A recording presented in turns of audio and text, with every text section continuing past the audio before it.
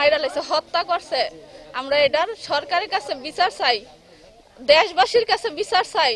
জানি আজকে আমার একটা সন্তান আছে, মেয়ে আছে, আজকে আমার ভাইয়ের ছেলে মেয়ে 3 জন মারা গেছে, মা সহ। আমরা অনেক নিরীহ মানুষ, কেন নিরীহ মানুষের উপরে এত অত্যাচার হয়, এটা আমরা বিচার চাই, সরকারের কাছে চাই, দেশবাসীর কাছে চাই, জনগণের কাছে চাই। এটার কি রহস্য?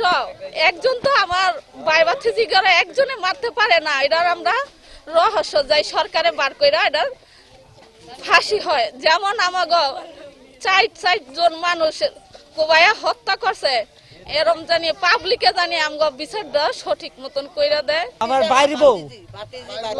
বাইর বউ বাতিজি মনে করেন আমার বাইয়ে আজকে থানের মধ্যে থাকে, নোয়াখালী থাকে, মনে কর কমের পক্ষে আজকে 30 বছর হইব। 30 বছর ধরে সেই জায়গার মধ্যে থাকে, নোয়াখালী রায়পুর। তাইলে সেই জায়গার মধ্যে থাকার পরে মনে করেন আমার বাইয়ে সেই দেশে থাকিয়া এই ফেরি ময়াল করতো, শিলফরের ময়াল, বুঝলেন না?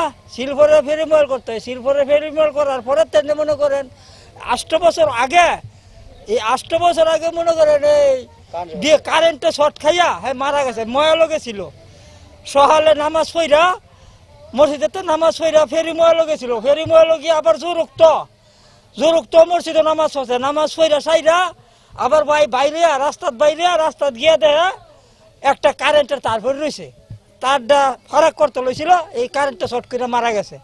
এই 8 বছর আগের কথা। আর এইটা হারা হইলো মনে করেন এই কালকে বৃহস্পতিবারে মনে করেন আমরা জানি হারা যে এই দেশে থাকে, এই দেশের মানুষের সবাই হ্যাঁ করে রাখছে, আবুরা মানে হ্যাঁ করে সাহায্য সহায়তা করে রাখছে। আমরা হ্যাঁ আইলে মাঝে মাঝে বছরে একবার যদি আইতো তা আমরা কইতাম তোমরা হ্যাঁ না থাকি কাম দেশে থাকো, তোমার বাড়ি ঘর আছে, জায়গা জমিন আছে, সব কিছু আছে, তোমরা হ্যাঁ থাকো করে।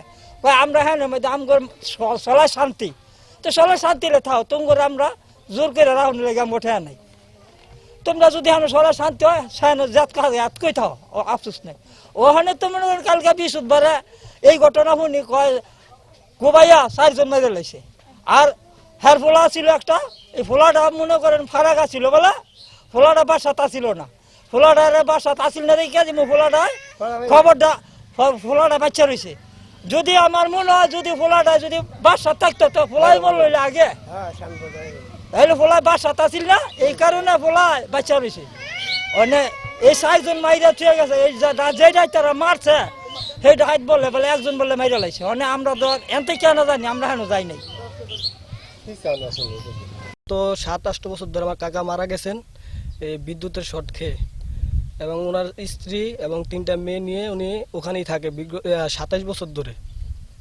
27 বছর ধরে থাকে। ওনাকে ওখানের মানুষজনই পড়ালেখার খরচ সম্পূর্ণ দায় ওই দেশের মানুষজনই নিছে। ওনার ওখানে উনি গরিব মানুষ, উনি নিজে খেতে পারে না, কিছু করতে পারে না। ওনারা ওখানে থাকতো বিগত 27 বছর ধরে এবং ওনাদেরকে হত্যা করা হয়েছে। এটা এখানের ভিতরে কোনো কিছু চক্রান্ত আছে, না হলে এভাবে 4-4টা মার্ডার হয় না। এখানে দেশবাসীর কাছে, আইন শৃঙ্খলা বাহিনীর কাছে একটাই আবেদন যে এই আসামিগুলোকে খুঁজে বের করে আইনের আওতায় আনা উচিত এবং ফাঁসির বিচার চাই।